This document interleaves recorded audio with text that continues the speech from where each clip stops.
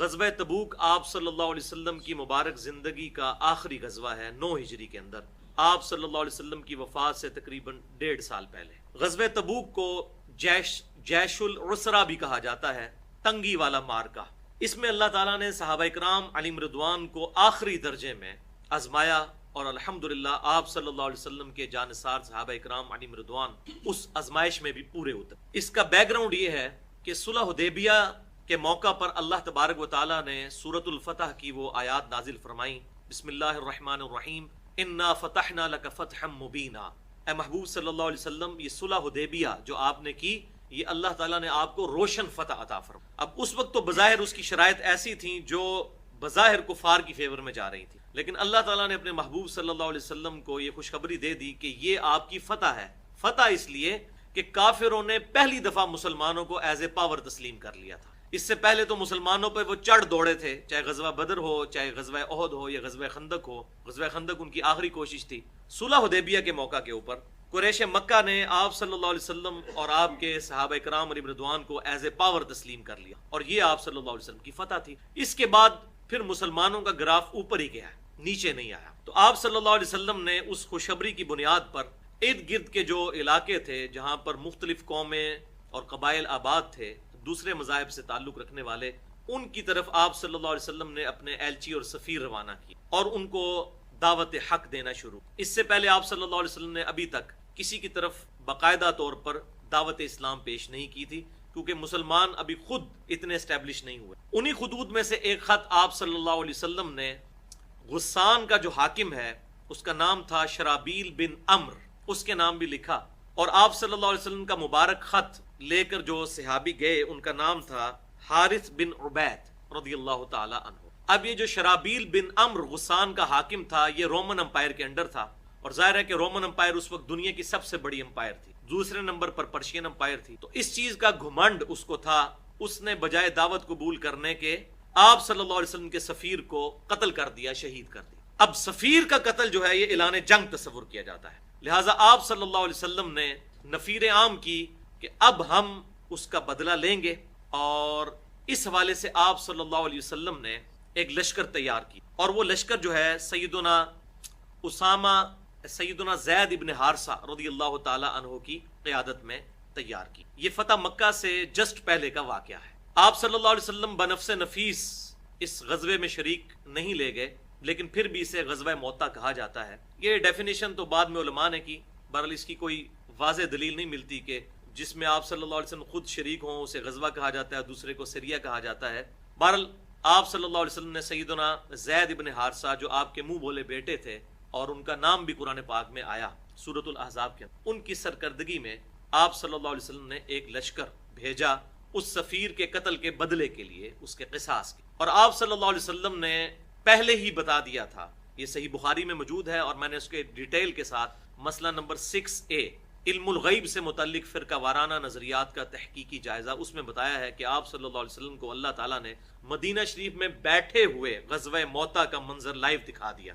یہ آپ صلی اللہ علیہ وسلم کا معجزہ تھا، سینکڑوں میل دور۔ تو آپ صلی اللہ علیہ وسلم نے فرمایا کہ اگر زید ابن حارثہ شہید ہو جائیں تو اس کے بعد تم جعفر بن ابی طالب، سیدنا علی رضی اللہ تعالیٰ عنہ کے جو بھائی تھے، ان کو اپنا امیر مان لیں، اور اگر وہ بھی شہید کر دیے جائیں تو پھر عبداللہ بن رواحہ رضی اللہ تعالیٰ عنہ کو اپنا امیر بنا لیں۔ اب ظاہر ہے کہ آپ صلی اللہ علیہ وسلم کی مبارک زبان سے ایسی بات نکل رہی تھی، تو اس میں کوئی غیبی خبر پوشیدہ تھی کہ کوئی معاملہ بڑا سخت ہونے والا۔ تو آپ صلی اللہ علیہ وسلم نے چند ہزار کا لشکر جو ہے وہ ان کے ساتھ بھیجا اس غسان کے حاکم سے بدلہ لینے۔ اب یہ لشکر جب وہاں پر پہنچا تو وہ حاکم رومن امپائر کی مدد کے ساتھ تقریباً 1 سے 1.5 لاکھ کا لشکر لے کر آ گیا مسلمانوں کے مقابلے۔ اب مسلمان تو تقریباً 10 سے 15 ہزار تھے، 1:10 کی نسبت تھی، مقابلہ بڑا مشکل تھا، بڑی گھمسان کی جنگ ہوئی۔ سیدنا زید ابن حارثہ رضی اللہ تعالیٰ عنہ آپ صلی اللہ علیہ وسلم کے چہیتے ترین صحابی اس جنگ کے اندر شہید ہوئے، اور زید ابن حارثہ پہلے 5 مسلمانوں میں سب سے پہلے اسلام قبول کیا، سیدہ خدیجہ رضی اللہ تعالیٰ عنہ نے، اس کے بعد سیدنا علی رضی اللہ تعالیٰ عنہ نے، اس کے بعد زید ابن حارثہ، یہ تیسرے نمبر پر مسلمان ہونے، اور چوتھے نمبر پر سیدنا ابو بکر صدیق رضی۔ اور آپ صلی اللہ علیہ وسلم نے ان کو بچپن سے پالا تھا، اور انہی کے بیٹے تھے اسامہ ابن زید، جن کے بارے میں بخاری اور مسلم میں آتا ہے کہ اگر آپ صلی اللہ علیہ وسلم اپنی ایک ٹانگ کے اوپر سیدنا حسن و حسین کو بٹھاتے تھے تو دوسری طرف سیدنا اسامہ ابن زید۔ کیونکہ وہ بھی آپ صلی اللہ علیہ وسلم کے پوتوں کی طرح تھے. بہرحال زید ابن حارثہ شہید ہوئے. آپ صلی اللہ علیہ وسلم کی ہدایت کے مطابق سیدنا جعفر طیار رضی اللہ تعالیٰ عنہ، طیار ان کو اس لیے کہا جاتا ہے کہ اللہ تعالیٰ نے ان کے 2 ہاتھ کٹنے کی وجہ سے ان کو جنت میں 2 پر عطا فرما دیے. حضرت علی کے یہ بھائی تھے جعفر بن ابی طالب رضی اللہ تعالیٰ عنہ. انہوں نے وہ جھنڈا سنبھال لیا، امیر بن گئے، پھر وہ بھی شہید ہو گئے. پھر عبداللہ بن رواحہ رضی اللہ تعالیٰ عنہ نے سنبھالا اور وہ بھی شہید ہو گئے. اور آپ صلی اللہ علیہ وسلم کی چشمان کرم سے آنسو رواں تھے مدینہ شریف میں بیٹھے ہوئے. آپ صلی اللہ علیہ وسلم غزوہ موتا کا لائیو منظر اپنے صحابہ کرام کو بیان کر رہے ہیں اور فرما رہے تھے میرے زید کو شہید کر دیا گیا، میرے جعفر کو شہید کر دیا گیا، میرے عبداللہ کو شہید کر دیا. پھر آپ صلی اللہ علیہ وسلم نے فرمایا کہ اب اللہ تعالیٰ نے مسلمانوں کو ایک ایسے شخص پر متفق کر دیا ہے امارت کے طور پر، کیونکہ اس کے بعد تو آپ نے کوئی نام نہیں بتایا تھا.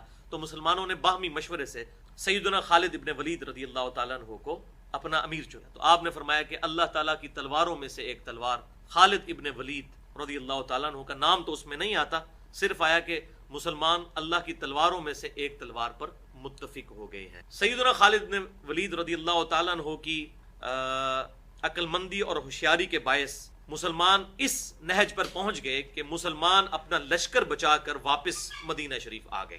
ظاہر 1.5 لاکھ کی فوج اور مقابلے میں 15 سے 20 ہزار لوگ، یہ خالد ابن ولید رضی اللہ تعالیٰ عنہ کی بہت بڑی سکسیس تھی.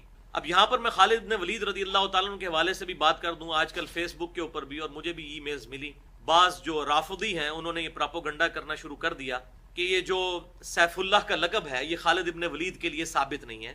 تو یہ بالکل جھوٹی بات ہے.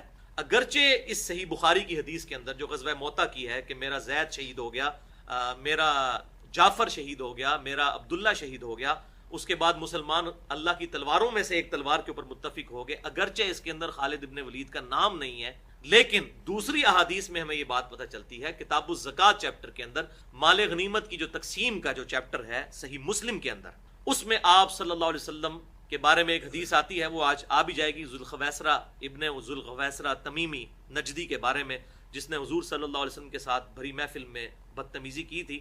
اسی حدیث میں موجود ہے کہ پھر اللہ کی تلوار خالد ابن ولید کھڑے ہوئے اور انہوں نے کہا یا رسول اللہ آپ ہمیں اجازت دیں اس گستاخ کا ہم سر قلم کر دیں جس نے آپ صلی اللہ علیہ وسلم کے ساتھ بدتمیزی کی. تو اس صحیح مسلم کی حدیث میں خالد سیف اللہ کا لفظ بھی موجود. لہذا یہ جو بعض رافضیوں کی طرف سے، بعض غالی قسم کے اہل تشیع کی طرف سے اعتراض کیا جاتا ہے کہ خالد ابن ولید کے لیے سیف اللہ کا لقب ثابت نہیں ہے، تو میں نے اس کا حوالہ صحیح مسلم سے دے دیا. اس کے علاوہ بھی جامعہ ترمذی میں اور مسند امام احمد میں بھی صحیح سند کے ساتھ موجود ہے اور مشکات المصابیح میں بھی موجود ہے کہ آپ صلی اللہ علیہ وسلم نے خالد ابن ولید کو سیف اللہ کا لقب دیا، اللہ کی تلواروں میں سے ایک تلوار. بہرحال یہ میں نے ضمناً مسئلہ بیان کیا کیونکہ بعض ہمارے بھولے بالے اہل سنت بھی جو ہیں وہ ان کے ہاتھوں جو ہیں وہ یرغمال بنے ہوئے ہیں اس حوالے سے کہ خالد بن ولید کے بارے میں اب مجھے بھی ای میلز ملتی ہیں کہ ان کے لیے سیف اللہ کا لقب ثابت نہیں، تو میں نے صحیح مسلم سے حوالہ دے دیا. خالد بن ولید کے لیے کتاب الزکوٰۃ چیپٹر میں خالد سیف اللہ کا لقب موجود. بہرحال یہ ان کی بہت بڑی کامیابی تھی. خالد ابن ولید اس رومن امپائر کی 1.5 لاکھ کی فوج کے مقابلے پہ 15 سے 20 ہزار کا جو لشکر ہے یہ بچا کے مسلمانوں کا واپس لے آئے. اب مسلمانوں پہ بہت بڑا امتحان تھا، تو آپ صلی اللہ علیہ وسلم نے اب ارادہ کیا کہ اس رومن امپائر کو ان کی اس غلط حرکت کا مزہ چکھایا جائے اور میں خود بنفس نفیس ان کے مقابلے کے لیے جاؤں. تو یہ آپ صلی اللہ علیہ وسلم نے ارادہ کیا اور یہ پہلا موقع تھا کہ نفیر عام کی گئی غزوہ تبوک کے موقع پر کہ اب جو شخص اس قتال میں شامل نہیں ہوگا وہ علل اعلان منافق ڈکلیئر کیا جائے گا. اس سے پہلے کسی غزوے کے لیے یہ بات نفیر عام نہیں تھی. اگر کوئی غزوے میں شریک ہوتا تو اسے مال غنیمت میں سے حصہ مل جاتا، ثواب بھی مل جاتا، جو نہ جاتا اسے مال غنیمت میں سے حصہ نہ ملتا. لیکن یہ پہلا موقع تھا جس کے اوپر آپ صلی اللہ علیہ وسلم کی طرف سے یہ نفیر عام ہوئی، ندائے عام ہوئی کہ اگر اب کوئی اس غزوے میں شریک نہ ہوا تو منافق ڈکلیئر کیا جائے گا. یہی وجہ ہے کہ غزوہ تبوک وہ غزوہ ہے جس کے بارے میں اللہ تعالیٰ نے مسلسل 11 رکوع قرآن کے نازل اور ان وقت کے سارے حالات کو اس کے اندر سمرائز کیا ہے. 90 آیات. اب 30,000 جانثار صحابہ کرام علیہم رضوان کا لشکر لے کر آپ صلی اللہ علیہ وسلم تبوک کی طرف روانہ ہوئے. تبوک جو ہے وہ بالکل سعودی عرب کی جو جزیرہ نمایاں عرب ہے اس کی بالکل اوپر والی ٹپ کے قریب ہے. مدینہ شریف سے تقریباً پیدل راستہ جو ہے وہ 700 کلومیٹر ہے اور ایریل ڈسٹنس اس کا تقریباً 550 کلومیٹر ہے.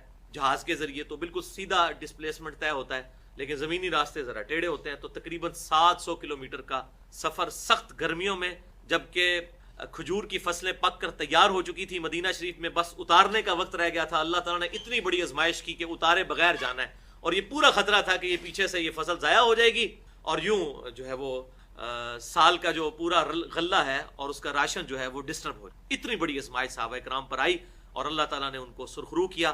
اور یہی وہ موقع ہے جس میں یہ بات کھل کر سامنے آئی کہ آپ صلی اللہ علیہ وسلم کے صحابہ میں کئی ایک منافق موجود تھے جو اوپر سے تو صحابی تھے لیکن اندر سے. ان کا اب ذکر آئے گا کہ وہ چونکہ کلمہ گو تھے، قانوناً وہ مسلمان تصور کیے گئے، لیکن اندر سے وہ منافق تھے. اور ایون ان میں کئی منافق ایسے تھے جو آپ صلی اللہ علیہ وسلم کے ساتھ غزوہ تبوک پہ چلے بھی گئے اور واپسی پہ آپ صلی اللہ علیہ وسلم کو قتل کرنے کی ایک سازش کی جب ایک تنگ گھاٹی سے آپ صلی اللہ علیہ وسلم گزر رہے تھے.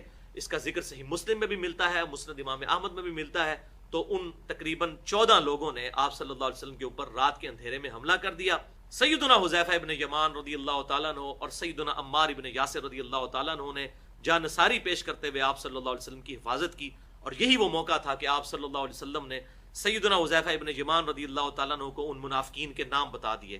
انہوں نے چہروں کے اوپر نقاب کیے ہوئے تھے. تو آپ نے پھر فرمایا تھا، اے حذیفہ یہ میرا راز ہے تیرے پاس. یہی وجہ ہے کہ حضرت حذیفہ کو منافقین کے نام پر. بال یہ ایک علیحدہ سے ایک واقعہ انشاءاللہ وہ جب آئے گا میں ساتھ بتا بھی دوں گا. اور پیچھے سے انہوں نے مسجد درار بھی بنا لی. ان کو امید نہیں تھی کہ آپ صلی اللہ علیہ وسلم زندہ سلامت واپس آئیں گے، کیونکہ رومن امپائر دنیا کی سب سے بڑی سپر پاور تھی. ان کے پاس اتنا کچھ موجود تھا. یہاں پر مسلمانوں کی حالت یہ تھی کہ پاؤں میں جوتیاں بھی نہیں تھیں. 30,000 کا لشکر 1.5-2 لاکھ کی فوج سے ٹکرانے جا رہا تھا. تو منافقین کو یہ بات بالکل کنفرم تھی کہ آپ صلی اللہ علیہ وسلم واپس زندہ سلامت نہیں آئیں گے، کیونکہ ان منافقین کا ایمان تو ہے ہی نہیں تھا نا. وہ اللہ کا پیغمبر مانتے تو ان کو یہ بات پتہ چلتی نا کہ هو الذی ارسل رسولہ بالہدی ودین الحق لیظہرہ علی الدین کلہ ولو کرہ المشرکون. وہی اللہ ہے جس نے اپنے محبوب صلی اللہ علیہ وسلم کو، اس رسول کو الہدا قرآن اور دین حق کے ساتھ مبعوث کیا تاکہ اس دین کو سارے ادیان پر غالب کر. یہ تو آپ صلی اللہ علیہ وسلم کا دین غالب ہونا تھا، لیکن منافقین نے پیچھے مسجد بھی بنا لی. پھر آپ صلی اللہ علیہ وسلم نے آ کے اس مسجد کو آگ لگائی. وہ تو بالکل آپ سمجھے کہ 4 تکبیریں مسلمانوں پہ پڑ چکے ہوئے تھے. یہ تو اللہ تعالیٰ نے پھر فتح دی اور جنگ کے بغیر ہی آپ صلی اللہ علیہ وسلم کا روب ایسا ڈالا کہ وہ کیسر روم کو بھی یہ یقین ہو گیا کہ آپ اللہ کے پیغمبر ہیں. 30,000 کی فوج اور وہ 1.5-2 لاکھ کی فوج لے کر آیا، لیکن جب آپ صلی اللہ علیہ وسلم بارڈر پہ پہنچے تو وہ اپنی 2 لاکھ کی فوج لے کے بھاگ گیا. پھر آپ صلی اللہ علیہ وسلم 20 دن تک تبوک کے اس سرحد کے اوپر اپنے صحابہ کے ساتھ رہے اور پھر ارد گرد کے قبائل کے ساتھ آپ نے معاہدے بھی کیے. مسلمانوں کی دھاک پھر انٹرنیشنل لیول پہ بیٹھ گئی کہ دنیا کی سب سے بڑی سپر پاور رومن امپائر صرف 30,000 جانثاروں کا مقابلہ نہیں کر سکی. یہ بہت بڑی مسلمانوں کا روب تھا. اور پھر الٹیمیٹلی سیدنا عمر فاروق رضی اللہ تعالیٰ عنہ کے دور میں 17 ہجری کے اندر جنگ یرموک کے اندر مسلمانوں کو بہت بڑی فتح نصیب ہوئی. اور اس لشکر کے امیر بھی سیدنا ابو عبیدہ ابن جراح رضی اللہ تعالیٰ عنہ اور سیدنا خالد ابن ولید اور سیدنا یزید بن ابی سفیان رضی اللہ تعالیٰ عنہ تھے. سیدنا امیر معاویہ رضی اللہ تعالیٰ عنہ کے بڑے بھائی یزید بن ابی سفیان.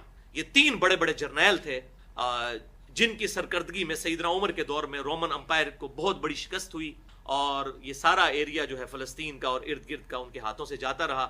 اور حتیٰ کہ انہوں نے گھٹنے ٹیک دیے اور مسلمانوں کو جزیہ دینے پر آمادہ ہو گئے. اور اس کے پھر چند مہینوں کے بعد جنگ قادسیہ ہوئی ایران کے اندر اور دوسری بڑی امپائر پرشین امپائر اس نے بھی گھٹنے ٹیک دیے. پرشیا تو پورے کا پورا مسلمانوں نے فتح کر دی الحمدللہ. تو یہ پورا بیک گراؤنڈ تھا غزوہ تبوک کے حوالے سے، جس کا الٹیمیٹلی جو انجام ہے وہ جنگ یرموک کی شکل میں سیدنا عمر فاروق رضی اللہ تعالیٰ عنہ کے دور کے اندر جا کر مکمل ہوا. لیکن یہاں پر آپ کو اندازہ ہوگا کہ آپ صلی اللہ علیہ وسلم کی مبارک دعوت کے دوران آپ کو کتنی تکلیفیں اٹھانی. یعنی آپ کے صحابہ کے اندر ہی ایسے منافق موجود تھے جو اوپر سے کلمہ پڑھتے تھے، نمازیں بھی پڑھتے تھے، لیکن ایون نبی صلی اللہ علیہ وسلم کو بھی ان کے بارے میں نہیں پتا تھا. یہ بھی ذکر آ جائے گا کہ نبی آپ کو بھی پتا نہیں ان کے بارے میں، لیکن آپ کے اندر. لہذا یہ بات یاد رکھیے کہ رضی اللہ تعالیٰ عنہ صرف وہ صحابہ کرام علیہم رضوان ہیں جن کے اوپر امت کا اتفاق ہو. باقی یہی لوگ تھے جن کی خباثت بعد میں سامنے آئی اور یہی لوگ سیدنا ابو بکر صدیق رضی اللہ تعالیٰ عنہ کے سامنے بھی کھڑے ہوئے منکرین زکات بن کے اور مسلمہ کذاب کے ساتھ بھی جا کر مل گئے. یہی وہ لوگ تھے جنہوں نے کلمہ تو پڑھ لیا تھا لیکن ان کا دل ایمان پر ٹھکا نہیں تھا. اور اسی طریقے سے غزوہ جو سورۃ الحجرات کے اندر بھی ذکر آتا ہے کہ یہ بدو لوگ ایمان لائے تو اے نبی صلی اللہ علیہ وسلم یہ کہتے ہیں کہ ہم اسلام ایمان لے کر آئے. ان سے فرماؤ تم ایمان نہیں لے کر آئے، تم اسلام لے کر آئے ہو، ایمان تو ابھی تمہارے دلوں کے اندر داخل ہے. لہٰذا سابقون الاولون جو ہیں صلح حدیبیہ سے جو پہلے کے لوگ ہیں وہ پیٹ وہ مسلمان ہیں جن کے بارے میں ڈنکے کی چوٹ پہ رضی اللہ عنہ آیا کہ اللہ ان سے راضی. باقیوں کے بارے میں رضی اللہ عنہ کا مطلب ہے اللہ ان سے راضی ہو، ہمارے دعائیہ کلمات ہیں، وہ اللہ کے علم کے ساتھ خاص ہے. وہ آپ حیران ہوں گے جب یہ تقریباً 100 نمبر آیت آئے گی سورۃ توبہ کی، تو اس میں اللہ تعالیٰ بتائے گا اے نبی آپ کے صحابہ کے 3 گروہ ہیں. ایک وہ ہیں جو ایمان میں سبقت لے جانے والے ہیں، دوسرے صحابہ وہ ہیں جو پکے منافق ہیں، آپ کو بھی علم نہیں ہے، اور تیسرے وہ ہیں کہ جو بس ابھی مسلمان ہیں، ابھی اللہ تعالیٰ ان کو آزمائے گا، دیکھے گا کہ ان کا ایمان قبول بھی ہوتا ہے کہ نہیں. تو یہ اسی میں آگے آتا ہے رضی اللہ عنہ. تو وہ پیش کر کے تو سب پہ لگا رہے ہوتے ہیں، سب نہیں ہے. سب اگر یہ ہوتے تو ہزاروں لوگ مولا ابو بکر رضی اللہ تعالیٰ عنہ کے ساتھ بغاوت کر دیتے، یا مسلمہ کذاب کے ساتھ مل کے جو ہے وہ جھوٹے پیغمبر کے اوپر ایمان لے آتے. وہ کون لوگ تھے؟ وہ وہی لوگ تھے جنہوں نے کلمہ تو پڑھا تھا. اور انہی کے بارے میں بخاری اور مسلم کی متفق علیہ حدیث ہے.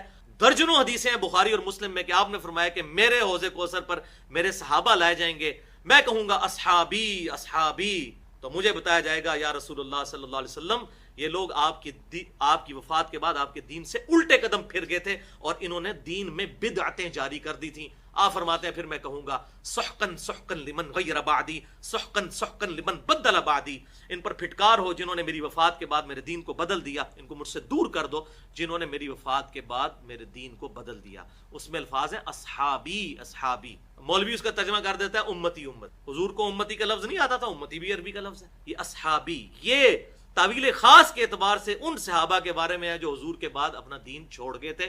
وہ قانوناً صحابہ تھے لیکن ایکچوئل وہ صحابہ نہیں تھے. اگر وہ ہوتے، اسی لیے آپ صلی اللہ علیہ وسلم کی حدیث ہے ابو داؤد ترمذی اور ابن ماجہ کی، علیکم بسنتی و سنت الخلفاء الراشدین. وہ پوری حدیث چلتی ہے جو میں نے بدعت والے لیکچر 75A اور B میں بتائی کہ تم میرے بعد بہت اختلاف دیکھو گے، دیکھنا اس وقت میری اور میرے خلفاء راشدین کی سنت کو لازم پکڑ لینا، کیونکہ آپ کو پتا تھا کہ خلفاء راشدین کے خلاف ایسے لوگ کھڑے ہوں گے. اور سیدنا ابوبکر صدیق رضی اللہ تعالیٰ عنہ کو 2.25 سال بڑی ٹینشن اٹھانی پڑی اس حوالے سے. بہرحال اور ایک اور ترک بخاری اور مسلم کا اس میں آتا ہے کہ جب میرے صحابہ کو میرے حوض کوثر پہ لایا جائے گا تو میں پھر وہی کہوں گا جو عبد صالح سیدنا عیسیٰ ابن مریم کہیں گے. سورۃ المائدہ کے آخری رکوع میں آیا، اے اللہ جب تک میں ان میں موجود تھا ان پر گواہ تھا، جب تو نے مجھے اٹھا لیا پھر تو ہی ان پر گواہ تھا. اب یہ تیرے بندے ہیں، چاہے انہیں عذاب دے چاہے انہیں بخش دے، میرا بھی ان سے کوئی تعلق. تو آپ فرماتے ہیں میں بھی اپنے ان صحابہ کے بارے میں یہی کہوں گا. وَلِيَعُوذُ بِاللَّهِ تعالیٰ. تو ہمیں ڈر جانا چاہیے. ہم تو کسی باغ کی مولی ہیں، یہاں پہ لوگ جو ہیں وہ جنت کے ٹکٹ بانٹتے پھرتے ہیں لوگوں کو، جی آپ ہمارے مرید ہو جائیں، ہمارے ساتھ اٹیچ ہو جائیں، ہم آپ کو جنت میں لے کے جائیں گے. بھائی جن لوگوں نے حضور کو دیکھا، آپ پہ ایمان لے کر آئے، لیکن بعد میں ان کا بھی ایمان سلب ہو گیا ان کی غلط حرکتوں کی وجہ سے. تو اب یہ ساری کے سارے معاملات انشاءاللہ اس کے اندر آپ کو کھلیں گے اور آپ کو پتہ چلے گا کہ ان منافقین کو بھی یا ایھا الذین آمنوا کہہ کر مخاطب کیا گیا ہے. یہ بڑی اب حیران کن بات ہے. اب جو عام آدمی پڑھتا ہے وہ کہتا ہے یہ کون سے ایمان والے ہیں کہ ان کا کردار ہے؟ تو قانوناً تو وہ ایمان لانے والے ہی تھے نا، اندر سے منافق تھے. نہ صحابہ کو پتا تھا نہ حضور صلی اللہ علیہ وسلم کو یہ بات پتا تھی. اور اس حوالے سے سورۃ النساء کی تقریباً 80 آیات منافقین کے اوپر ہیں، اور وہاں پر میں نے ایک لیکچر ریکارڈ کروایا تھا مسئلہ نمبر 34 کے نام سے، 40 منٹ کی گفتگو، منافقت کی تعریف اور منافق کی نشانیاں اور اس کا علاج. وہاں میں نے ڈیٹیل سے بتایا تھا کہ وہ کیسے منافق چھپے ہوئے تھے. اب یہاں پر یہ یاد رکھیے گا وہاں پر بھی سورۃ النساء میں یا ایھا الذین آمنوا کہہ کے منافقین کو خطاب کیا گیا ہے. پورے قرآن میں یا ایھا الذین نافقوا کوئی نہیں ہے. یا ایھا الکافرون ہے، یا ایھا الذین آمنوا ہے، یا ایھا الذین نافقوا کوئی نہیں. اے وہ لوگوں جو منافقت کے ساتھ ایمان لے کر آئے ہو. کیوں؟ قانوناً جو ہے منافق بھی مسلمان اور مومن ہی تصور ہوتا ہے پبلکلی، کیونکہ اس کے دل کا معاملہ تو اللہ کے سپرد ہوتا ہے نا. اسی لیے آپ صلی اللہ علیہ وسلم نے صحابہ کرام علیہم رضوان کو، بخاری اور مسلم میں آتا ہے کہ اسامہ ابن زید رضی اللہ تعالیٰ نے ایک جنگ کے دوران ایک شخص جس نے کئی صحابہ کو قتل کیا تھا کافروں کی طرف سے لڑتے ہوئے، عین موقع پر وہ جب تلوار کے نیچے ان کیا اس نے کلمہ پڑھ دیا، پھر بھی انہوں نے قتل کر دیا. جو میں نے اپنی لیکچر جو ہے قتل مسلم کی مذمت اور آج کل کی جہادی تنظیمیں اور افواج مسلمان حکومتوں کی، مسئلہ نمبر 86، اس میں نے وہ بڑی ڈیٹیل کے ساتھ بتائی یہ چیز. تو اسامہ بن زید نے اس کو قتل کر دیا. آپ صلی اللہ علیہ وسلم کے پاس شکایت پیش ہوئی تو آپ صلی اللہ علیہ وسلم سخت ناراض ہوئے. اسامہ بن زید نے کہا، بخاری مسلم دونوں میں موجود ہے، یا رسول اللہ صلی اللہ علیہ وسلم اس نے ڈر کے کلمہ پڑھا تھا. آپ نے فرمایا تو نے اس کا دل چیر لیا تھا. پھر آپ صلی اللہ علیہ وسلم اتنے جلال میں آئے اور فرمایا اسامہ تو اس وقت کیا کرے گا جب اللہ تعالیٰ کے حضور وہ کلمہ پڑھتا ہوا کھڑا ہو جائے گا؟ اسامہ تو اللہ کو کیا جواب دے گا؟ اسامہ تو اللہ کو کیا جواب دے گا؟ اسامہ تو اللہ کو کیا جواب دے گا؟ اسامہ تو اللہ کو کیا جواب دے گا؟ اسامہ تو اللہ کو کیا جواب دے گا؟ حضور یہ بات کہتے رہے کہتے رہے کہتے رہے، حتیٰ کہ اسامہ بن زید کہتے ہیں میں نے تمنا کی کاش حضور خاموش ہو جائیں، اور کاش آج سے پہلے میں مسلمان نہ ہوتا، آج ہی میں کلمہ پڑھتا، کم از کم میرا یہ گناہ تو دھل. اور یہاں آپ دیکھ لیں پوری دنیا کے اندر سعودی عرب چڑھ دوڑا ہوا ہے شیعہ مسلمانوں کے اوپر، ٹینک دوڑا رہا ہے، ان کو قتل کر رہا ہے. شام کے اندر وہ شیعہ بھی نہیں کہنا چاہیے، وہ تو نصیریہ خبیث، بشار الاسد وہ سنیوں پہ چڑھ دوڑا ہوا ہے. اس طریقے سے یہ سارے کے سارے معاملات بگڑے ہوئے ہیں. کس طرح مسلمان ایک دوسرے کا قتل عام کر رہے ہیں. اور آپ دیکھیں کہ ہم اور آپ بھی اسامہ ابن زید کی جگہ ہوتے تو ہمیں بھی پتا تھا کہ اس نے ڈر کے کلمہ پڑھا ہے، لیکن کلمے کی کتنی طاقت ہے کہ آپ کسی کے ظاہر پہ فتویٰ. یہی وجہ ہے کہ منافقین کا عذر آپ صلی اللہ علیہ وسلم قبول کر لیتے تھے اس جنگ کے اندر بھی. پھر اللہ تعالیٰ نے ان کو ننگا کیا. تو یہ ساری تمہید آپ دیکھیں، مجھے 25 منٹ، حالانکہ میرے ذہن میں تھا میں یہ 20 آیات کور کر لوں گا، 5 منٹ میں تمہید بیان کر دوں گا، لیکن یہ ساری کی ساری باتیں بڑی امپورٹنٹ ہیں. اس کے بغیر آپ صلی اللہ علیہ وسلم کی مبارک دعوت اور آپ کو اس دعوت کے دوران جتنی تکلیفیں اٹھانی پڑی وہ آپ کو کبھی اندازہ نہیں ہو سکتا. تو یا ایھا الذین آمنوا کہہ کے منافقین کو بھی خطاب ہو رہا ہے. لہٰذا یہ میں نے اس لیے بتایا کہ آپ کے دل میں کہیں وسوسہ نہ آئے کہ ابو بکر، عمر، عثمان و علی جیسے لوگ، ان کو اللہ تعالیٰ کہہ رہا ہے کہ جہاد کے لیے اناؤنسمنٹ کی گئی ہے اور تم بڑے بوجھل دل سے اٹھتے ہو. معاذ اللہ، استغفر اللہ. انہوں نے تو اپنی جانیں اللہ کے لیے قربان کر دی ہوئی تھی. یہ ان کو یا ایھا الذین آمنوا نہیں کہا جا رہا ہے، یہ ان کو کہا جا رہا ہے جو قانوناً مسلمان تھے، قانوناً صحابی تھے، لیکن اندر سے منافق تھے. اب اس کو ہم شروع کرتے ہیں. اعوذ باللہ السمیع العلیم من الشیطان الرجیم، بسم اللہ الرحمن الرحیم. سورۃ التوبہ آیت نمبر 38. یا ایھا الذین آمنوا ما لکم اذا قیل لکم، اے ایمان والو تمہیں کیا ہو گیا ہے کہ جب تم سے کہا جاتا ہے انفروا فی سبیل اللہ، کہ تم اللہ کی راہ میں نکلو. یعنی اب غزوہ تبوک کی تیاریاں شروع ہیں، رومن امپائر سے ٹکرانا ہے. تو اے ایمان والو جب تمہیں تیاری کے لیے کہا جا رہا ہے تو کیا ہوا ہے کہ تمہاری کنوکشن نظر نہیں آ رہی. فی سبیل اللہ ثاقلتم الی الارض، کہ اللہ کی راہ میں نکلنے کے لیے جب تمہیں دعوت دی جا رہی ہے تو تم زمین کے ساتھ چمٹ گئے ہو، یعنی اپنے پاؤں بھی ہلانے کے لیے تیار نہیں ہو. اتنے تمہارے پاؤں بھاری ہو گئے ہیں من کے کہ تم زمین سے ہٹنے کے لیے تیار نہیں ہو. کہ ایک تو ایمان کا دعویٰ کرتے ہو اور اب جب غزوہ تبوک کے لیے ندا کی جا رہی ہے تو زمین کے ساتھ لگ گئے ہو تم. تو اس سے مراد ابو بکر، عمر، عثمان و علی رضی اللہ عنہم اجمعین یا سابقون الاولون نہیں ہے، صلح حدیبیہ کے صحابہ نہیں ہیں، بلکہ وہ لوگ جو اوپر سے تو اسلام لے آئے تھے، اندر سے منافق تھے، یا وہ لوگ جو ابھی تازہ مسلمان ہوئے تھے لیکن ان کا ایمان اتنا کنوکشن والا نہیں، کیونکہ ان کی ٹریننگ نہیں ہوئی تھی. یہ صحابہ وہ تھے جنہوں نے 13 سالہ مکی دور کے اندر اتنی تکلیفیں، چمڑیاں اپنی اتروائی ہوئی تھی. ظاہر ہے کہ ان کا ایمان تو بڑے ہائی لیول کا تھا. مدینے کے مسلمان جو تھے وہ اس لیول پہ انہوں نے تکلیفیں نہیں دیکھی ہوئی تھی. تو اے ایمان والو کیا ہوا ہے کہ جب تمہیں کہا جاتا ہے کہ اللہ کی راہ میں نکلو تو تم زمین کے ساتھ چپک جاتے ہو. ارضیتم بالحیات الدنیا من الاخرہ، کیا تم دنیا کی زندگی پر راضی ہو گئے ہو آخرت کو چھوڑ کے؟ الآخرۃ خیر و ابقی، آخرت کی زندگی تو بہتر ہے اور ہمیشہ رہنے والی ہے. جان اللہ کی دی ہوئی ہے، اس کے سپرد کرو. مر گئے تو آخرت کی ہمیشہ کی کامیابی حاصل کر لو گے. فما متاع الحیات الدنیا فی الآخرۃ الا قلیل، تو دنیا کی زندگی تو آخرت کے مقابلے میں نہیں مگر بہت کم، یہ تو کچھ بھی نہیں ہے. صحیح مسلم کی حدیث ہے کہ دنیا اور آخرت کی مثال اس طرح ہے کہ جیسے کوئی شخص اپنی انگلی ڈبوئے سمندر میں تو اس کے ساتھ جو پانی لگتا ہے وہ دنیا کی زندگی ہے اور سمندر آخرت کی، انفینٹ، نہ ختم ہونے والی. الا تنفروا يعذبكم عذابا الیما، یاد رکھو اگر تم نہ نکلے اس جہاد غزوہ تبوک کے لیے، قتال کے لیے، تو اللہ تعالیٰ تمہیں دردناک عذاب دے گا. وَيَسْتَبْدِلْ قَوْمًا غَيْرَكُمْ، اور تمہیں کسی غیر قوم سے بدل دے گا. اللہ محتاج نہیں، کسی اور قوم کو اسلام کی دولت سے نواز دے گا. وہ اللہ تعالیٰ اور اس کے رسول صلی اللہ علیہ وسلم کے لیے قتال کریں گے. وَلَا تَضُرُّوهُ شَيْئًا، اور تم اللہ کا کچھ بگاڑ نہیں سکو گے. وَاللَّهُ عَلَىٰ كُلِّ شَيْءٍ قَدِيرٌ، اور اللہ تعالیٰ تو ہر چیز پر قادر. اللہ اکبر. اللہ کے لیے کیا پرابلم ہے؟ میں یہی کہتا ہوں بھائیو، دعوت کا کام کرو. اللہ تعالیٰ کو تو اپنے سپاہی چاہیے دعوت کے کام کے لیے. اللہ چاہے گا تو میرے جیسے گمراہوں کو بھی ہدایت دے کے ان سے دعوت کا کام لے لے گا، اور نہیں لے گا تو بڑے بڑے مفتیان، بڑے بڑے محدث اعظم، بڑے بڑے شیخ القرآن، ان کی بات سننے کے لیے کوئی تیار ہی نہیں ہوگا. یہ اللہ تعالیٰ کا ہے کہ کس کو چوائس کرے. تو اپنے آپ کو، ہماری خوش قسمتی ہے کہ ہم اپنے آپ کو اللہ کے لیے پیش کریں. اللہ کو تو مزدور چاہیے کام کرنے کے لیے، وہ کسی اور کو لے آئے گا. تو یہاں کہا جا رہا ہے کہ تم لوگ اگرچہ حضور صلی اللہ علیہ وسلم کے ساتھی ہو، لیکن یہ یاد رکھو اللہ محتاج نہیں ہے. اللہ تمہیں بدل دے گا، نئی قوم لے آئے گا، وہ تمہارے جیسے نہیں ہوں گے. پھر الا تنصروہ، اگر تم نبی صلی اللہ علیہ وسلم کی مدد نہیں کرو گے، فقد نصرہ اللہ، تو یاد رکھو اللہ تو ان کی مدد کر چکا ہے آلریڈی. ایک پریکٹیکل تمہارے سامنے موجود ہے. اذ اخرج الذین کفروا، جبکہ کافروں نے ارادہ کیا تھا ہمارے محبوب صلی اللہ علیہ وسلم کو مکے سے نکال دینے کا. ثانی اثنین اذ ہما فی الغار، جبکہ ان دونوں میں سے دوسرے نبی صلی اللہ علیہ وسلم تھے جب وہ دونوں غار ثور میں. کافروں نے ان کو نکالنے کا ارادہ کیا تو وہ دو تھے اور غار ثور میں تھے، اور وہ دو کون تھے کہ ان میں سے دوسرا عظیم تھا آپ صلی اللہ علیہ وسلم کی مبارک ذات. اذ یقول لصاحبہ، جبکہ ہمارے محبوب صلی اللہ علیہ وسلم اپنے اس ساتھی سے کہتے تھے لا تحزن ان اللہ معنا، مت ڈر، اللہ ہمارے ساتھ ہے۔ یہ ساتھی کون تھے؟ سیدنا و مولانا ابو بکر الصدیق رضی اللہ تعالی عنہ۔ اور یہ میں آپ کو حیران کن بات بتاؤں، اہل سنت اور اہل تشیع کے درمیان یہ کامن ہے حدیث کہ یہ غار کا ساتھی ابو بکر صدیق رضی اللہ تعالی، اس پہ کوئی دوسری رائے نہیں، امت کا اجماع ہے۔ اہل سنت کی دونوں بڑی کتابیں صحیح بخاری اور مسلم کی متفق علیہ حدیث ہے اسی آیت کے کانٹیکسٹ میں کہ سیدنا ابو بکر صدیق رضی اللہ تعالیٰ عنہ حضور صلی اللہ علیہ وسلم کے ساتھ تھے، اور انہوں نے عرض کیا اللہ کے رسول صلی اللہ علیہ وسلم کافر تو ہمارے اتنے قریب آ گئے ہیں کہ اگر اپنے پاؤں کی طرف سے ہمیں یوں جھک کے دیکھ لیں تو غار میں ہمیں دیکھ لیں گے، بالکل غار کے دہانے پر آ گئے تھے۔ تو اگر وہ یوں جھک کے پاؤں کی سیدھ میں دیکھ لیتے تو آپ صلی اللہ علیہ وسلم اور سیدنا ابو بکر ان کو نظر آ جاتے۔ یہ بخاری اور مسلم دونوں میں موجود ہے۔ تو آپ صلی اللہ علیہ وسلم نے فرمایا اے ابو بکر، ان دونوں کے بارے میں تیرا کیا خیال ہے کہ جن کے ساتھ تیسرا اللہ ہے؟ اللہ اکبر کبیرہ والحمدللہ کثیرہ وسبحان اللہ بکرۃ واسیلہ۔ اور یہ اتنا مبارک جملہ آپ صلی اللہ علیہ وسلم کا کہ اللہ تعالیٰ نے قرآن میں نقل کر دی۔ یہ تو اے مسلمانوں، اگر تم نبی کی مدد نہیں کرو گے تو یاد رکھو کہ اللہ نے تو اس وقت اس نبی کی مدد کی تھی جب کافروں نے اس کو نکالنے کا ارادہ کیا، جب وہ دونوں میں سے دوسرے آپ صلی اللہ علیہ وسلم تھے، جب اپنے ساتھی سے غار میں کہتے تھے کہ مت ڈر، اللہ ہمارے ساتھ ہے۔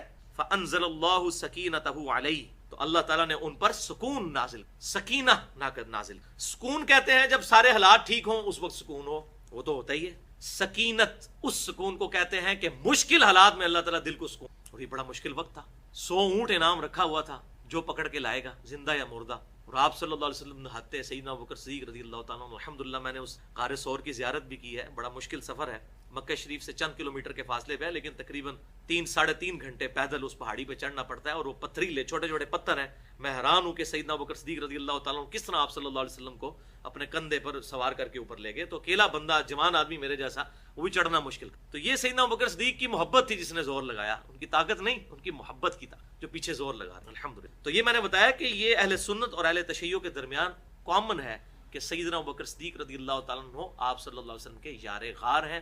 اور اب سیدنا ابوبکر صدیق رضی اللہ تعالیٰ عنہ اس آیت کے تحت آپ صلی اللہ علیہ وسلم کے صحابی ہیں، کیونکہ یہ اس میں کیا الفاظ ہے، اذ یقول لصاحبہ، کہ جب وہ اپنے صحابی سے کہتے تھے ساتھی۔ اب چونکہ سیدنا ابوبکر صدیق رضی اللہ تعالیٰ عنہ کی صحابیت قرآن سے ثابت ہو گئی ہے پرٹیکولرلی، اس لیے آپ رضی اللہ تعالیٰ عنہ کی صحابیت کا انکار کرنے والا کافر، جو آپ کی صحابیت کا انکار، گالی گلوچ کرنا یا ان پر لعن طعن کرنا وہ فسق ہے، لیکن ان کو منافق کہنا یا معاذ اللہ استغفر اللہ کافر کہنا وہ بندہ دار اسلام سے۔ تو اس حوالے سے جو اثنا عشری اہل تشیع ہیں، ان کے جو جید علماء ہیں وہ بالکل ڈکلیئر کرتے ہیں، ان کے فتاوی چھپے ہوئے ہیں کہ ہم سیدنا ابوبکر صدیق، سیدنا عمر، سیدنا عثمان کو اگرچہ سیدنا علی سے کم فضیلت دیتے ہیں لیکن ان کو صحابی مانتے ہیں، اور یہ بھی مانتے ہیں کہ سیدنا علی رضی اللہ تعالیٰ نے ان کی بیعت کی۔ بہرحال غالی قسم کے لوگ تو ہر جگہ موجود ہوتے ہیں، وہ اہل سنت کے ہاں بھی ہیں، ان کے ہاں ذرا زیادہ پائے جاتے ہیں، اور جاہل قسم کے ذاکرین جو ہیں وہ بکواسات کرتے ہیں، حالانکہ ایسا نہیں ہے۔ میں نے نہج البلاغہ پڑھی ہے، اہل تشیع کے پاس بہت بڑی اتھینٹک کتاب مولا علی رضی اللہ تعالیٰ عنہ کے خطبات کے اوپر، اس میں مولا علی رضی اللہ تعالیٰ عنہ کے سیدنا ابو بکر اور عمر کی شان میں خطبات موجود باقاعدہ، جس میں انہوں نے ان کی تعریف کی، اور وہی باتیں جو ہمیں صحیح بخاری اور مسلم میں بھی ملتی ہیں۔ جب کوفے کے لوگوں سے سیدنا علی تنگ آ گئے تو صحیح بخاری میں موجود ہے، انہوں نے کہا کہ میں اب اللہ سے دعا کرتا ہوں کہ مجھے اپنے ان 2 ساتھیوں کے ساتھ ملا دیں، اور وہ 2 ساتھی کون؟ ابو بکر اور عمر رضی اللہ تعالیٰ عنہ، شیخین رضی اللہ عنہما۔ تو یہاں پر اتفاق ہے کہ سیدنا ابوبکر صدیق رضی اللہ تعالیٰ عنہ کی صحابیت قرآن سے ثابت ہے۔ یہی وجہ ہے کہ امام احمد بریلوی صاحب نے جب رد الرافضہ، رافضیوں کے خلاف کتاب لکھی اور اس پہ رافضیوں پر کفر کے فتوے لگائے 7 کے قریب، اس میں ایک کفر یہ بھی نقل کیا کہ اگر کوئی ایسا شخص ہو غالی شیعہ، غالی رافضی، جو سیدنا ابوبکر صدیق کو صحابی نہ مانتا ہو تو وہ کافر ہے قرآن کی اس آیت کی روح سے، اور بالکل ان کا فتویٰ ٹھیک ہے۔ جو شخص یہ بات کرے تو ڈنکے کی چوٹ پہ اس پر کفر لازم آئے گا۔ قرآن آپ کی صحابیت کی تصدیق کرتا ہے، اور اہل سنت کی کتابیں بھی اور اہل تشیع کی بھی اس پہ اجماع ہے۔ فانزل اللہ سکینتہ علیہ، تو اللہ نے سکونت نازل کر دی اپنے محبوب صلی اللہ علیہ وسلم پر، وَأَيَّدَهُ بِجُنُودٍ لَمْ تَرَوْهَا، اور ایسے لشکروں سے مدد کی جو تم دیکھ نہیں سکتے۔ اللہ کے چھپے لشکر آپ صلی اللہ علیہ وسلم کی مدد کے لیے آئے۔ وَجَعَلَ كَلِمَةَ الَّذِينَ كَفَرُوا السُّفْلَىٰ، اور یہ اللہ نے اس لیے کیا تاکہ اللہ تعالیٰ کافروں کو سرنگوں کر دے، ان کے ارادوں اور ان کی باتوں کو سرنگوں کر دے۔ وَكَلِمَةُ اللَّهِ هِيَ الْعُلْيَا، اور اللہ کی بات جو ہے وہ سر بلند ہو۔ اللہ کی بات کیا ہے؟ کہ اللہ تعالیٰ اپنے رسولوں کی مدد، لَأَغْلِبَنَّ أَنَا وَرُسُلِي، کہ ضرور میں اور میرے رسول غالب رہے، بے شک، واللہ عزیز حکیم، اور اللہ تعالیٰ غالب ہے اور حکمت والا، غالب ہے، جو چاہے وہ کر سکتا ہے، لیکن یہ اس کی حکمت ہے کہ وہ بعض اوقات ظاہری اسباب کے ذریعے معاملات کو لے کے چلتا ہے، ورنہ اللہ تعالیٰ تو کسی چیز کا محتاج نہیں ہے. الحمدللہ. انفروا خفافا وثقالا، دیکھو قتال کے لیے نکلو چاہے ہلکے ہو یا بوجھل ہو. اس کے دونوں معنی ہو سکتے ہیں کہ دل چاہے مانے یا نہ مانے تب بھی نکلو کیونکہ نفیر عام ہے، اور دوسرا یہ ہے کہ چاہے تمہارے پاس ساز و سامان ہے یا نہیں ہے، چاہے تمہارے پاس ساز و سامان بھرا ہوا ہے اونٹ کہ پورے اسلحہ موجود ہے تب بھی نکلو، چاہے نہتے ہو تب بھی نکلو اپنے محبوب صلی اللہ علیہ وسلم کی مدد کرنے کی. وجاہدوا باموالکم وانفسکم فی سبیل اللہ، اور جہاد کرو اپنے مال کے ذریعے اور اپنی جان کے ذریعے اللہ کی راہ میں. لوگوں کے چندے بٹور کے اور لوگوں کے بچوں کو بھیج کے نہیں، اپنی جان اور اپنے مال کے ذریعے. یہ قرآن کہتا ہے. اللہ ذالکم خیر لکم، اسی میں ہے تمہاری خیریت. ان کنتم تعلمون، اگر تم جانو. لو کان عرضا قریبا، اے محبوب صلی اللہ علیہ وسلم اگر مال غنیمت کا معاملہ، مال کا معاملہ قریب ہوتا، وسفرا قاصدا، یا سفر آسان ہوتا، لتبعوک، تو تم دیکھتے کہ یہ منافقین جو اوپر سے مسلمان ہیں یہ تمہارے ساتھ چلنے کے لیے تیار ہو جاتے بڑی آسانی کے ساتھ. اگر مال زیادہ ہوتا اور سفر قریب ہوتا، جنگ ذرا آسان سی ہوتی، تو ان کو ہوتا کہ ہم شکست دے کے اتنا مال ہمارے، وہ مال بڑا آتا تھا بھائی. غزوہ حنین کے اندر میں آج پڑھ رہا تھا بخاری اور مسلم میں، 100 اونٹ بھی حضور صلی اللہ علیہ وسلم نے دیے ہیں ایک ایک بندے کو. 100 اونٹ آج کا 1 کروڑ روپیہ بنتا ہے، 1 لاکھ روپے کا بھی اونٹ لگائیں. ابو سفیان کو حضور صلی اللہ علیہ وسلم نے 100 اونٹ دیے، لیکن اپنے جو جانثار تھے انصار ان کو کچھ بھی نہیں دیا. بخاری اور مسلم میں آتا ہے. اور وہ آپس میں چیما گوئیاں کر رہے ہیں کہ دیکھو نبی صلی اللہ علیہ وسلم پہ اپنے خاندان کی محبت غالب آ گئی ہے. وہ ابو سفیان پوری زندگی حضور سے لڑتا رہا، حضور نے اس کو، پھر آپ صلی اللہ علیہ وسلم نے وہ پول بھی کھول دیا. اور بھائی آپ نے کہا میں تو ان کے دل کو اسلام پہ مضبوط کرنے کے لیے ان کو، تم لوگ تو پکے ایمان والے ہو، اللہ کی قسم اگر سب لوگ ایک راستے پر چلے اور انصار دوسرے راستے پر، تو میں انصار کے ساتھ ہوں گا، میرا جینا اور مرنا انصار کے ساتھ. کیا تم اس بات پہ راضی نہیں کہ یہ لوگ دنیا کا مال لے کے جا رہے ہیں اور تم اللہ کے رسول کو اپنے ساتھ لے جاؤ؟ تو انصار نے کہا یا رسول اللہ ہم اس پہ راضی ہیں. یہی وجہ ہے کہ آپ صلی اللہ علیہ وسلم کی قبر مبارک مدینہ شریف میں بنی. یہ پوری حدیث بخاری و مسلم. تو وہ تو قربانیاں کرنے والے لوگ تھے، جن کو مال کی محبت تھی، ان کو اللہ تعالیٰ نے مؤلفۃ القلوب، دلوں کو پکا کرنے کے لیے اسلام پہ 100 اونٹ بھی دلوا دیے. اور جو ایمان والے تھے ان کو تو کسی چیز کی ضرورت نہیں ہوتی ہے، ان کے لیے اللہ اور اس کا رسول سب کچھ ہوتے ہیں. الحمدللہ. تو اللہ تعالیٰ ماتا ہے اگر ان کو مال قریب مل رہا ہوتا تو دیکھتے ہی کیسے وہاں پہ جاتے ہیں، آپ کی اتباع بھی کرتے ہیں. وَلَٰكِن بَعُدَتْ عَلَيْهِمُ الشُّقَّةُ، لیکن جب ان کو مسافت دور معلوم ہو رہی ہے تو اب ان کے لیے یہ معاملہ بڑا مشکل ہوتا جا رہا ہے. تبوک 700 کلومیٹر مدینہ شریف سے پیدل سفر، سخت گرمیاں، اور پیچھے فصل تیار ہے، اس کو کاٹنے والا کوئی نہیں، پورے سال کا غلہ اس فصل میں سے نکلنا ہے، اگلے سال بھوکے مریں گے، کیا ہوگا؟ یہ سارے خدشات ساتھ تھے. اللہ اکبر. ہم یہاں جناب درس کے لیے 1.5 گھنٹہ نکال لینا کہ وہ 55 منٹ لکھا ہوتا ہے نا، وہ اگر 65 ہو جائے تو کہتے ہیں بات کرنا شروع کر دیں گے، جناب اتنا ٹائم ہو گیا جناب. اور پھر ہم نعتیں بھی پڑھتے ہیں، تیرے ہوتے ہوئے جنم لیا ہوتا، تو میں کہتا ہوں پھر تو شاید میں بھی منافق ہوتا، ضروری تو نہیں صحابی ہوتا.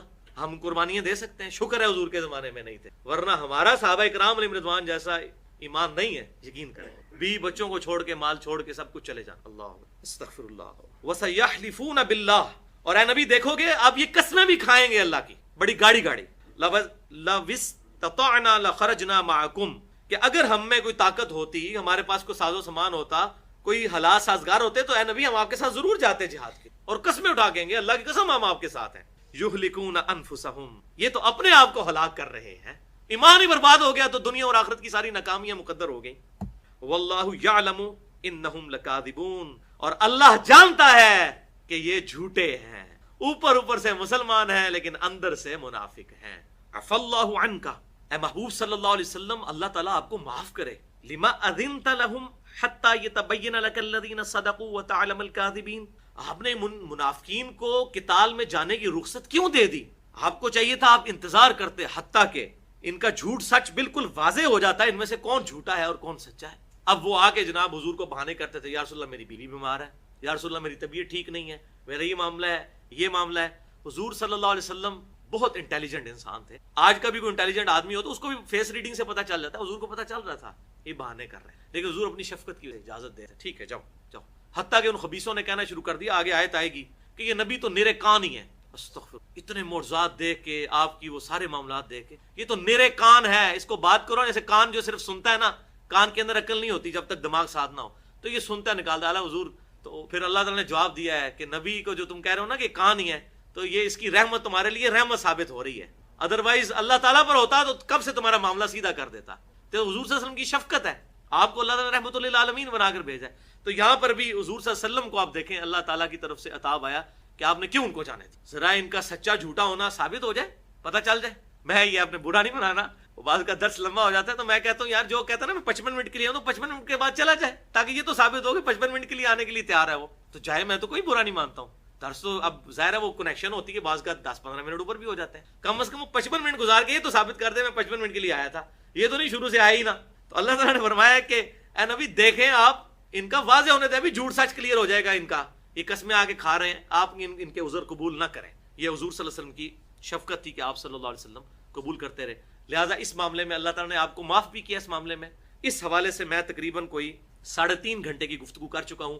عصمت انبیاء کرام علیہم السلام کے عقیدے پر شبہات کا تحقیقی جائزہ, کیونکہ یہ آیت بھی پیش کی جاتی ہے ان لوگوں کی طرف سے جو یہ کہتے ہیں کہ نبی جو ہے غلطیوں سے محفوظ نہیں ہوتا, وہ گناہ کر دیتا ہے, وہ یہ بھی آیت پیش کرتے ہیں. تو اس کا پھر میں نے ٹیکنیکل جواب دیا ہے کہ یہ کیا گناہ ہے, یہ لغزش ہے یا اجتہادی خطا ہے, اس میں کیا عقیدہ ہونا چاہیے. مسئلہ نمبر 88 اور 88B اے اور بی, تقریباً 3.5 گھنٹے کی گفتگو ہے دونوں لیکچرز ملا کے. الحمدللہ اس میں یہ آلریڈی گفتگو کر چکا ہوں, اس میں نے یہ آیت بھی ڈسکس کی تھی. بڑا اہم ترین ٹاپک ہے عصمت انبیاء کرام علیہ السلام کے حوالے سے. لا یستأذنک الذین یؤمنون باللہ, اللہ اے محبوب صلی اللہ علیہ وسلم کبھی بھی وہ لوگ آپ سے اجازت نہیں مانگیں گے کہ آپ ہمیں رخصت دے دیں, ہم قتال پہ نہیں جا سکتے, جو اللہ پر ایمان لاتے ہیں والیوم الآخر, اور آخرت کے دن, جو کامل الایمان مومن ہے, کبھی آپ سے اجازت نہیں مانگیں گے. وہ تو کہیں گے ہمارا تن من دھن, ان صلاتی و نسکی و محیایا و مماتی للہ رب العالمین, بے شک ہماری نماز, ہماری قربانی, ہمارا جینا مرنا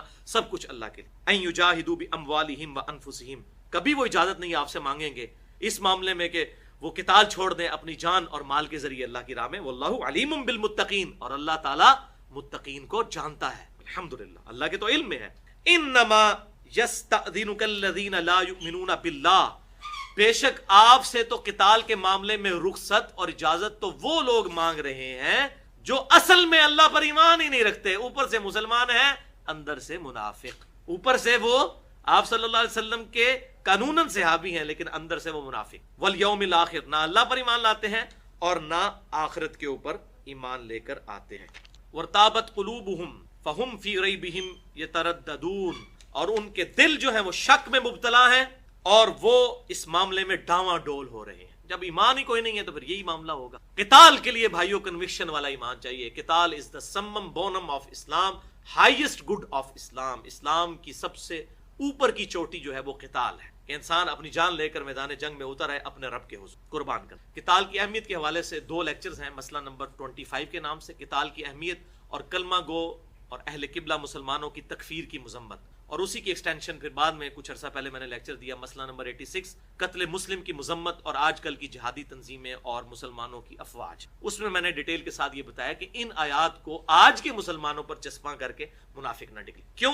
اس وقت جو قتال اور جہاد تھا وہ اللہ تعالیٰ کی وحی کے ذریعے جاری تھا. اب مسلمانوں میں جب قتال اور جہاد کے اوپر کسی معاملے میں کنسنسس نہیں ہے تو ایک عام آدمی منافق نہیں ہو سکتا. ہاں جب کافر کے خلاف قتال ہو رہا ہے, جیسا کہ افغانستان کے اوپر ٹوٹ پڑا ہے امریکہ اور وہاں مسلمانوں کو قتال کرنا پڑ رہا ہے, اس میں تو کوئی دوسری رائے نہیں, لیکن مسلمانوں کا مسلمانوں کے خلاف لڑنا, سعودی عرب کے اندر شیعہ کے اوپر ٹینک چڑھانا, یا اسی طریقے سے وہ نصیری شیعہ جو شام کے ہیں ان کا سنی مسلمانوں کے اوپر ٹینک چڑھانا اور ان کے اوپر بم مارنا, یہ وہ قتال نہیں کہ جس میں کوئی سنی کسی سنی جہادی تنظیم کی مدد کرے یا کوئی شیعہ کسی شیعہ جہادی تنظیم کی مدد. یہ تو بھائی سب کچھ دنیا داری کے اوپر. لہٰذا ان آیات کو آپ یہ ذہن میں رکھیں, یہ اللہ کی وحی کے ذریعے ڈیفینیٹ تھی. ان کو آج کے حالات میں لگا کے کسی کو منافق نہیں, کیونکہ آج کل میں کئی جہادی تنظیمیں دیکھتا ہوں وہ یہ آیات پڑھ کے تو جو بیچارہ نہیں جا رہا ہوتا اس کو منافق ڈکلیئر کر رہے ہوتے ہیں. اور حالت یہ ہوتا ہے کہ جہاد کے نام پہ وہ چندے اکٹھے کرتے ہیں, اور جب وہ رمضان میں سارا چندہ اکٹھا کرتے ہیں پھر بڑے بڑے ہوٹلوں میں بیٹھ کے ڈنر کھاتے ہیں, اور اس کے بعد بڑی بڑی لمبی لمبی گاڑیاں نکلوا لیتے ہیں,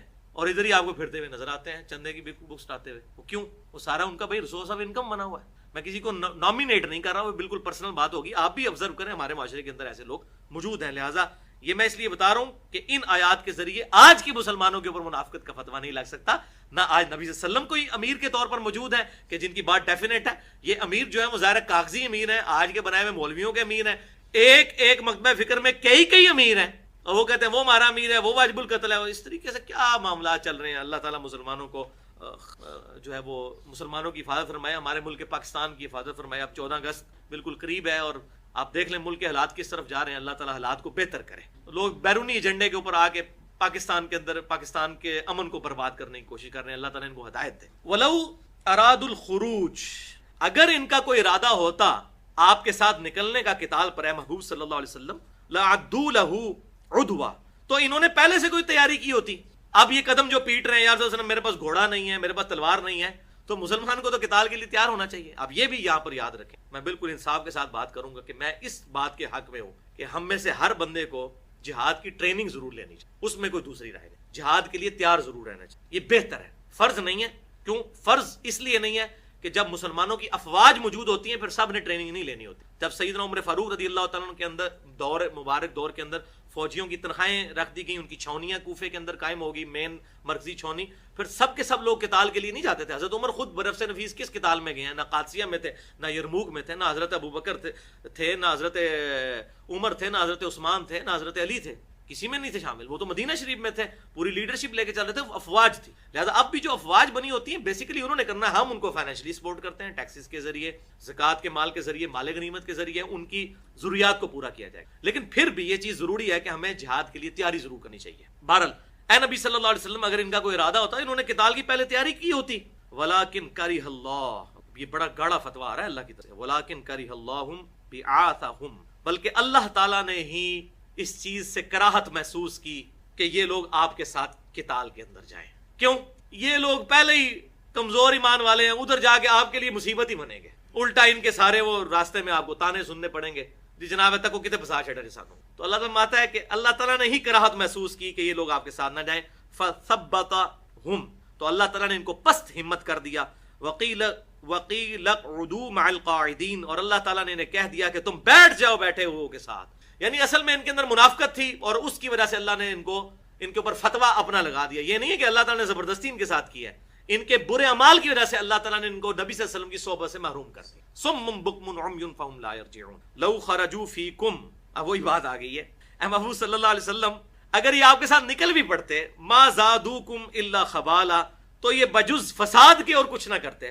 راستے میں باقی صحابہ کے بھی کان بھونکتے رہتے، یار کتنے چلے ہو، 30,000 دی فوج، کتنے 1.5-2 لاکھ دی فوج، رومن امپائر دنیا کی سب تو بڑی سپر پاور، کدھر جا رہے ہو؟ موت کے منہ میں جو ہے وہ اب خود اپنے آپ کو یہ خودکشی ہے، یہ ہے وہ ہے. تو حضور کہتے اللہ تعالیٰ ہمارا یہ چلے بھی جاتے ہیں نا تو یہ جو ہے تمہیں پست ہمتی کرواتے رہتے. وَلِعَاذُ بِاللَّهِ تَعَالَى وَلَا أَوْضَعُوا خِلَالَكُمْ يَبْغُونَكُمُ الْفِتْنَةَ، اور یہ کوشش یہی کرتے رہتے کہ تمہارے درمیان کوئی فتنہ پڑ جائے، آزمائش آ جائے، مسلمان پست ہمت ہو. وَفِيكُمْ سَمَّاعُونَ لَهُمْ، لیکن یہ بھی یاد رکھنا ابھی بھی ان کے اندر ان کے جاسوس موجود، جو تمہارے ساتھ جا رہے ہیں نا وہ جاسوس ان کے موجود ہیں.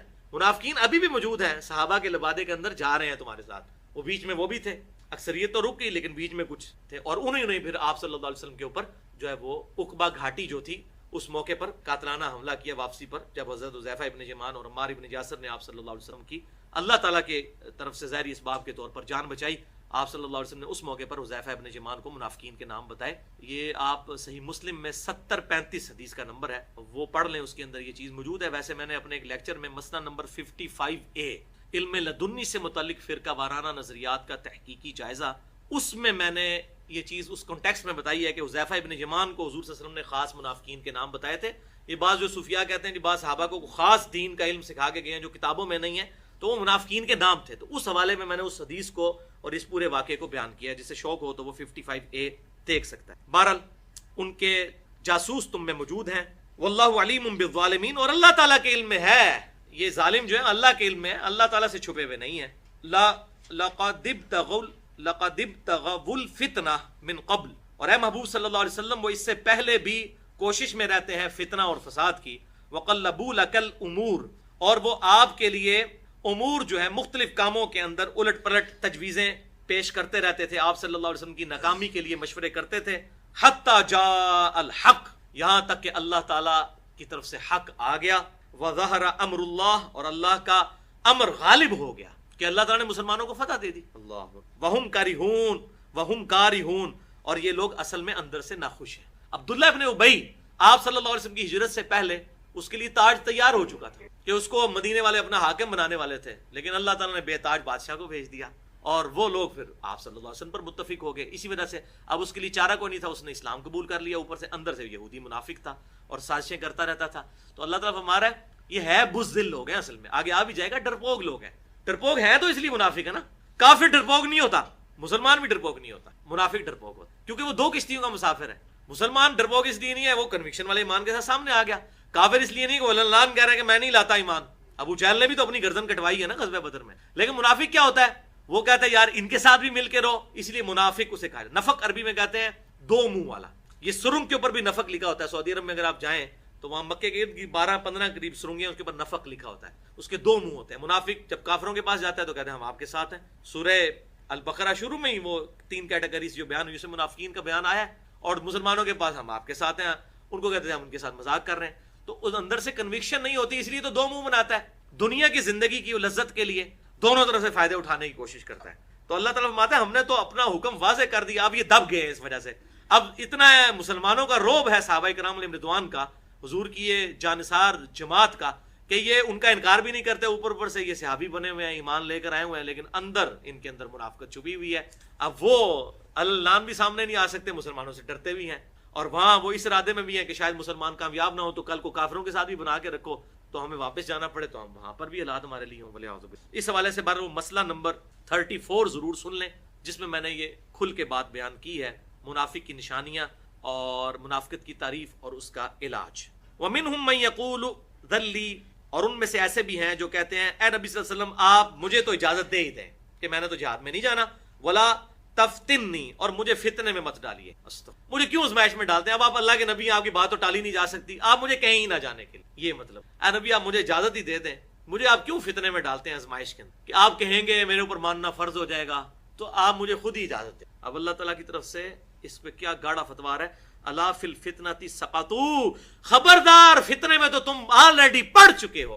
تمہارا یہ بات کرنا اپنے پیغمبر کے ساتھ کہ یا رسول اللہ مجھے تو جانے دیں، مجھے کیوں ازمائش میں ڈالتے ہیں، میں تو قتال نہیں کر سکتا، یہ بات دل میں آنا اور یہ بات کر دینا وقت کے پیغمبر کے ساتھ، تم فتنے میں تو پڑ ہی گئے، بہت بڑی ازمائش تم پہ آ گئی، یہ تو تمہاری منافقت کی بہت بڑی دلیل خود ہی ہوگی۔ اب اس میں تاریخ میں یہ بھی ملتا ہے، سیرت کی کتابوں میں ایک پرٹیکولر شخص کا بھی ذکر آتا ہے، وہ آیا حضور صلی اللہ علیہ وسلم کے پاس، یا رسول اللہ آپ کو پتہ ہے میں عورتوں کے معاملے میں بڑا کمزور ہوں، اور آپ مجھے وہ شامیوں کے ساتھ، وہاں تو شام کی عورتیں بڑی خوبصورت ہیں، تو میں تو کہیں اس چکر میں ہی نہ پڑ جاؤں۔ اندازہ کر، یہ اتھینٹک جو سیرت النبی کتابیں اس میں ہی ملتا ہے پرٹیکولر اس آیت کے بارے میں۔ تو اللہ تعالیٰ فرمایا تم ازمائش میں ادھر جا کے کیا پڑھو گے، ادھر ہی پڑھ گئے ہو، تمہارا ایمان ہی تمہارے ہاتھ سے چلا گیا ہے، اور عملین جانا تو تھے، کچھ بھی نہیں رہا تیرے کو۔